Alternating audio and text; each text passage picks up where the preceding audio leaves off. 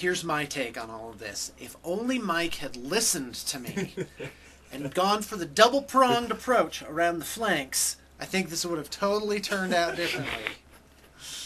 Having said that, it used to be, if you saw an Imperial Guard army, it would be like, wow, somebody's actually playing Guard.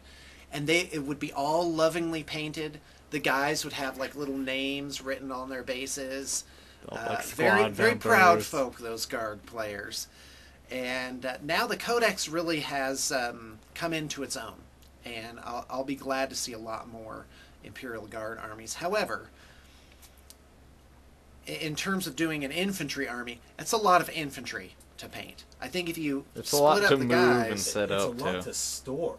You gotta put them someplace at your house. Mm-hmm. Battle Foam puts out a sheet of foam that fits 72 guys on it. So a Guard army can fit in 2 or 3 of those, which is awesome.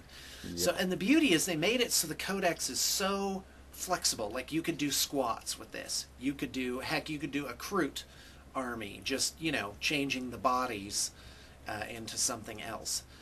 And very flexible, very imaginative, lots of different ways to do it. I'm eager to see the armored column thing happen, where someone takes like pretty much all tanks with 4 chimeras with veterans. It's still taking some use to. I probably have a rule wrong somewhere. Oh yeah, I do think we mucked some things up this time, I but think so. Nothing too terrible, I don't think. But the other thing is, other armies, you think, well, I'm going to have the gun line, but they can't pull it off. This army, with the Imperial Guard infantry and all the orders and just the manpower of it, and they pull off the evaporating gun line. It was what's happening in the game with me and Mike is he'd kill the front line, I'd bring up the next line of guardsmen to hit the... Yeah, I know, so it's like a shell. Yeah. Even when he got into close combat, you just encircle him with 1 10-man unit of guys, and if they died, fine. They're guardsmen. Bought your turn, and another wave of shooting would come up. And so, like Mike said, it's all really about like counter-charge. And it's still, once I beat him in an assault, it's 30 lasgun shots per squad. That's a huge amount of lasgun shots. You're never going to make that many armor saves and come through it on the winning side. Yeah. I think Usarkar Creed is a must-take. Same with the banner. 4 orders.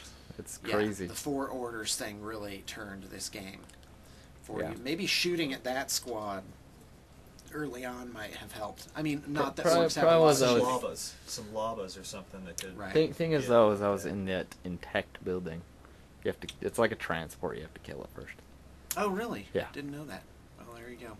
Although, if you shoot a flamethrower into it, it's D6 wounds. Nice. It's like when people get in these buildings like this, they actually have rules for it in the 5th edition rulebook. Okay, so you're not talking about planets, right? No, it's actually in the rulebook. Okay, neat. That they have in tech buildings.